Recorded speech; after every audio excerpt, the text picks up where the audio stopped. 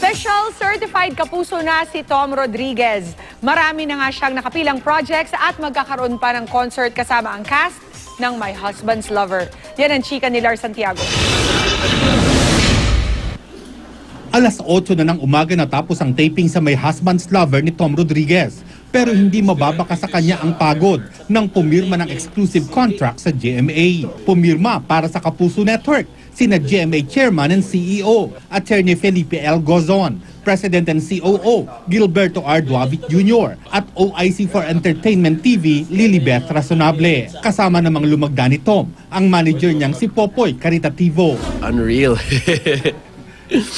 Siyempre, it's really flattering first and foremost na the whole GMA network is willing to put their trust on someone like me. Looking at the clear talent and versatility of Tom, no?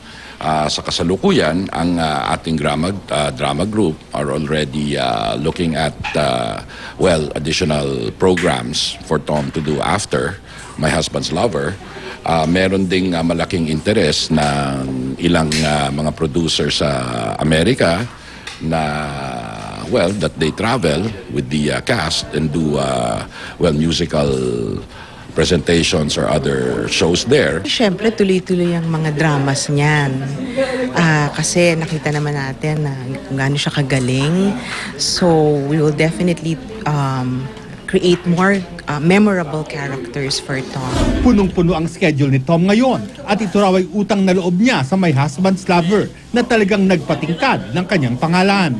May pelikula siyang ginagawa kasama si Carla Abellana. Pinaghahandaan din daw nila ni Dennis Trillo ang gagawing pagrampa sa Bachelor's Bash ng isang magazine ngayong buwan. Nagsimula na rin silang mag-record ni Dennis para sa Tom Den album na ilalabas ng GMA Record. Ilan nga raw sa mga awitin sa album ay kakantahin nila sa gagawin nilang show sa Big Dome sa October 12 na may pamagat na One More Try, The My Husband's Lover Concert, kung saan makakasama nila ang buong cast ng show. I'm really excited for that. Ngayon, sobrang kami, we're taping lagi na wala na akong konsepto ng mga araw o pets.